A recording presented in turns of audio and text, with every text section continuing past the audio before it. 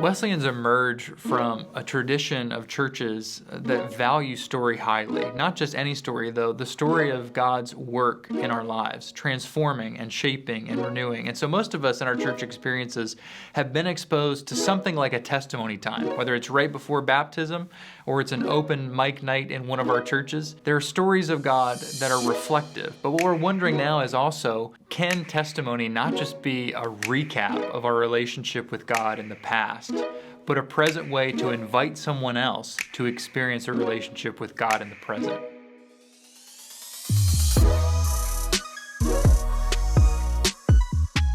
So when we talk about evangelism and we talk about testimony, often we sort of bring our own ideas to those notions. Talk a little bit about what we mean when we talk about evangelism and testimony. So evangelism is simply the sharing of the good news. And I think that can take all kinds of forms. Testimony would just be one of the ways in which you can do that. And by testimony, I simply mean a story you tell where God shows up.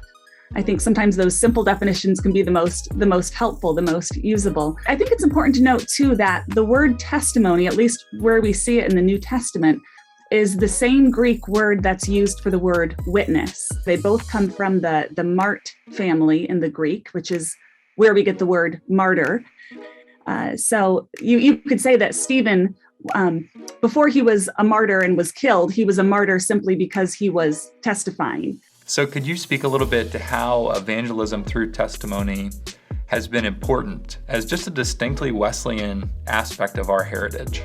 One of my favorite functions of testimony, at least within our tradition, has been the ways in which this practice has given a voice to the marginalized. This was how women really got their start preaching. I'm not preaching, I'm testifying. You know, there's some overlap there.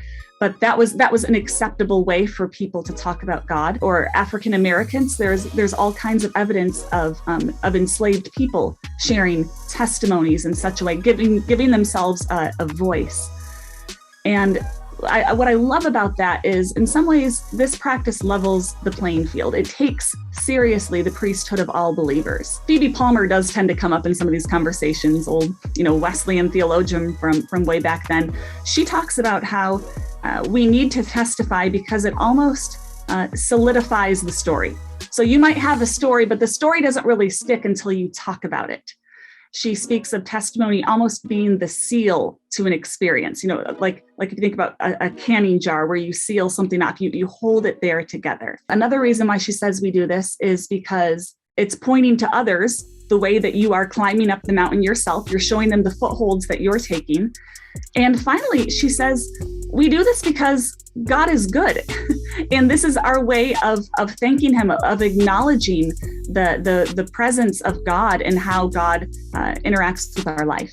So you've dedicated time practicing different ways of testimony, studying different ways of testimony, and training others in ways of using testimony as a way of evangelizing, but also just as a load-bearing part of local church ministry. How did that become important to you and to your story? I grew up with testimony as a normal practice in my home church. So in our evening services, anytime I would walk into the sanctuary and see a microphone, with a large ball in the middle of the aisleway, I would get excited because I knew that we were going to hear testimonies that night. When I got into seminary, that was when some of the new research was coming out of Christian Smith, Soul Searching, on young people and their inability to talk about their faith. And I was struck by the thought that we had these teenagers that were going to church regularly, morning, evening, sometimes even a Wednesday midweek Bible study. But when they were asked point blank, what is it that you believe? They were speechless. There was a lot of mumbling, a lot of stumbling over their words. And what these researchers found was that for the most part, these teenagers hadn't been asked that question before. That these teenagers, they were articulate on other matters, like drugs or sex, things that we see as very personal, things they had been educated in. But when it came to faith, they didn't have a lot to say. And that obviously troubled me both as a pastor and as a parent, and just started paying attention to the churches where the practice of testimony was a regular part of their DNA. and seeing what the teenagers looked like who were engaged in these practices. What are some of those ways that you see operative in congregations? Well, ironically enough, I think testimony shows up a lot more often than we realize. So in announcements or in stewardship moments, there often are testimonies embedded in there. In fact, I'll often tell churches, if you want to start this practice, look at those places where you are already talking and see if you can lean into the practice. Don't just try to start something new. See where there's, talking going on and push into the practice there. Paint a picture a little bit for us of what will be missing from the texture of our faith if we don't do this. Well, I think people have a hard time believing in things they can't talk about. And we've seen all kind of research about that if someone is not talking, it's hard to maintain beliefs that you cannot talk about. Or maybe you've had this experience where you think something and you say it out loud and you go, oh boy, that sounded a whole lot better in my head than it did out loud.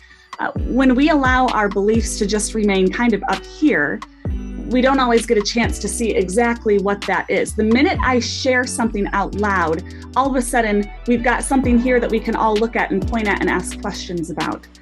So quick story, if you don't mind, testimony. When I was a youth pastor, we had a youth Sunday, and I remember 14-year-old Jake wanting to preach the youth sermon. And so I said, okay, great, come into my office, we'll talk about what you're gonna share. And he sits down and he says, okay, Pastor Amanda, I'm going to tell the congregation to give 80% of their life to God. And I'm going, oh, that's very interesting, Jake. Tell me more. And in my mind, I'm thinking, what are you talking about? This is not what we talk about in youth group. Come on, but this is apparently what got in his head. And so we talked about that a bit. And I took 10 pieces of paper and had him, write down the 10 most important things in his life, and asked him, okay, Jake, what do you know about God? How would you describe God? And Jake said, okay, well, he's perfect and he loves me.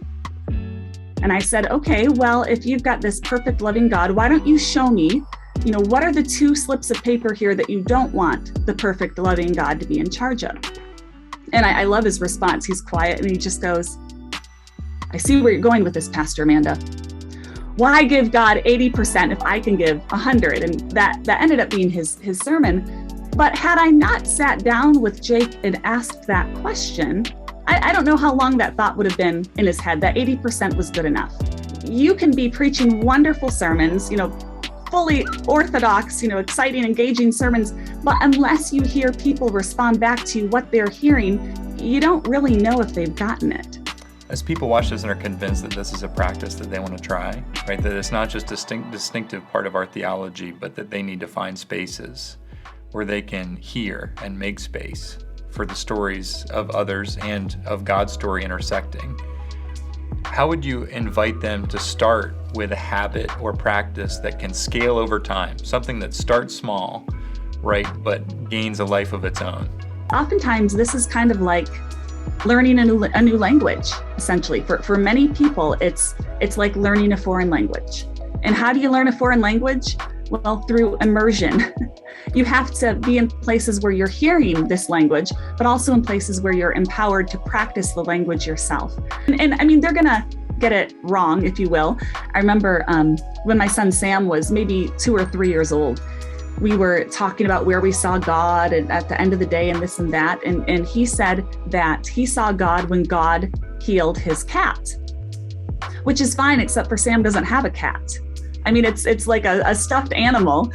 And he holds up his cat and he says, he used to have allergies and now his allergies are as small as a dust mite, was what he said. Okay, so he's practicing, he's playing around with the language. I could say, okay, now Sam, yeah, that's nice, but where did you really see God? Or how about that? But he's a kid and he's playing with the language. And so I think I said something like, okay, well, if God healed your cat, what should we say to God? And Sam's response is, thank you. Our words are imperfect. We can't speak about God perfectly. I mean, we're failing before we even start. Even for me to say God is good is wrong, because our definition of good is so insignificant compared to the actual goodness of God. So our words are inadequate, and yet at the same time, our words are blessed. We are still told to testify. So even though we can't do it perfectly, we're still asked to do it anyway. Our words are still blessed there. So you're practicing, maybe even having someone that you're intentionally having these conversations with, where you're saying, look, I want to get better at this. Can we have coffee once a week and just practice? Just try out this language on each other, sharing where it is we see things. If you were to give a benediction to the people that were listening to this and learning, a wish, a God-centric hope for their congregation, what would that benediction be? It would be the Great Commission. I mean, it would be Jesus' final sending words to us, that this is how we can help fulfill the Great Commission, which is, no small task, and kind of incredible that we get to be a part of this. Not only that we get to be a part of this, but that we get to take these personal parts of our lives and be part of it. It's not like we're fulfilling the Great Commission because we're reciting this Bible verse. We're fulfilling the Great Commission when we're willing to talk about our own life. I mean, in some ways that seems really self-centered, but that's also so like God, to allow us to invite our full selves into the gospel, to get to play a part in that sharing.